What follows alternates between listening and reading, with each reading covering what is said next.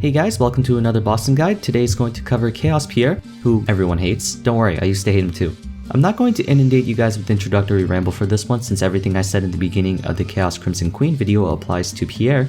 So in case you need a refresher, just watch the first 60 seconds on that video and come back here. I'm gonna pop up the prerequisites again while I talk about Chaos Pierre for a bit. Pierre is the easiest Chaos Root Abyss boss because none of his attacks are fatal to you compared to the other three who all have at least like 2 attacks that insta-kill you. But he is considered the most annoying boss out of the 4 because unless your damage is super high, you'll have to deal with probably the most poorly designed boss mechanic in all of MapleStory. Unlike the other 3 CRA bosses, there's no action for summoning Pierre. Once you enter the room, he's already alive. The first thing you want to make note of is that you'll see red circles on the ground every so often. After a couple of seconds of the red circles appearing, Pierre will drop giant hats on you. If one falls on you, you get immobilized and hit with that debuff where you'll have to mash left and right to wiggle yourself out before the hat kills you. Okay, I know I said none of Pierre's attacks are fatal, but this doesn't really count as an attack, it's more like terrain damage. The hats themselves aren't really that threatening so much as just a mild inconvenience. They're more problematic when Pierre is right on top of you and smacking you around for a lot of damage, but you can still use potions, so who cares? Pierre has 3 different phases, purple, red, and blue. Creativity was thrown out of the window for this boss. Purple is the default phase and the transition between both red and blue. He has 2 attacks. The first attack is just an umbrella slap on the ground which deals trivial damage and control reverses you for a short time. The attack is short range, so even melee classes can kite this boss out. Mage classes can easily deal with this with teleport, but be careful since he spams this attack all the time, and if you're stuck in a corner you can run the risk of being chain CC'd. For his second attack, he opens his umbrella and does a large chunk of your health, about 70%. This attack has the heavy knockback property, which means he can possibly launch you into a hat, so it's best to just stay back at all times. Once Pierre loses about 30% of his HP, he'll start switching between phases and cursing you with a red or blue hat each time. Whether he switches to red or blue is a random 50-50 chance. I'm going to start off with what each color does, then I'll go over the mechanic. Blue Pierre does nothing but spin in a fiery tornado, charging on the player he targets, which can easily be indicated by a blue Pierre icon on top of the player's head. He also leaves a trail of fire behind that skill locks anyone in it. Pretty simple, nothing too dangerous. Red Pierre is a bit more challenging. He has the regular slap attack that Purple Pierre does, only this one slows you for a little bit. For his other attack, he vanishes for a tiny bit then reappears, slapping the ground 3 times, each dealing 50% max HP damage. This attack can be fatal, but it's also extremely easy to dodge since Pierre targets your current location when disappearing, so just move away, you're fine. Okay, now onto the boss mechanic. Each time Pierre switches, he places a blue or red hat on you. Again, 50-50 random chance. Just gotta hope you get lucky. If you attack Pierre while wearing the same colored hat, you'll be healing him drastically. So when you two have the same hat, you just gotta wait it out. If you have any skill that passively deals damage like Demon Slayer's Dark Metamorphosis, Xenon's Missiles, Nightwalker's Bats, or Nightlord's Mark, or any class that has reflective hitbox damage like Warriors, I suggest you turn them off now so you don't accidentally heal him. Now if you have the opposite colored hat like Red Hat vs Blue Pierre or Blue Hat vs Red Pierre, you'll be dealing double damage to him.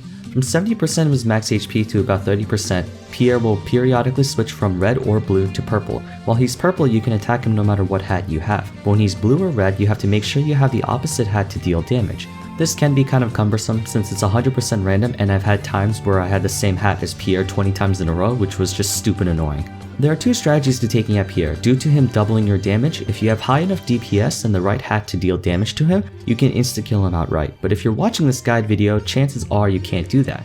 So I'll explain how to deal with this most irritating phase.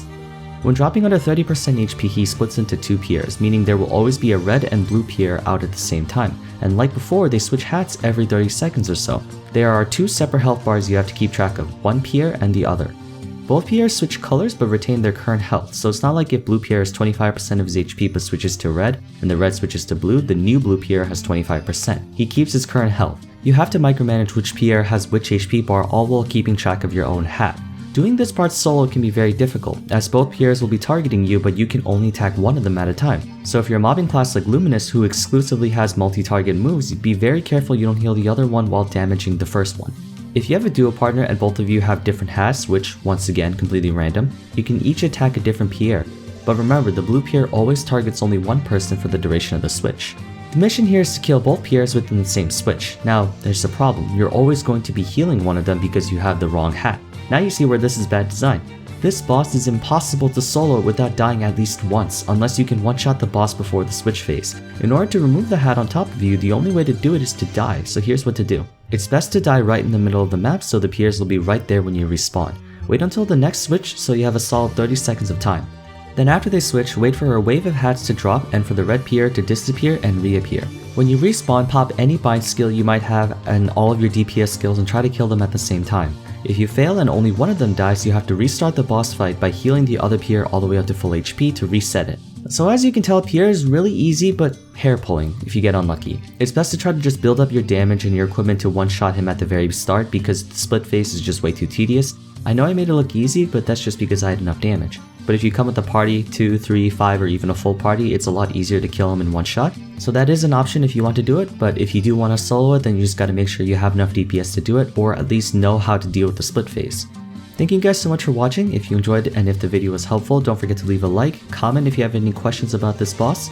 I won't be answering any questions asking about how much range you need to kill the boss because that's too vague of a question and there are too many underlying factors to answering that, but otherwise any other questions are welcome. I'll see you guys in the next video. Take care.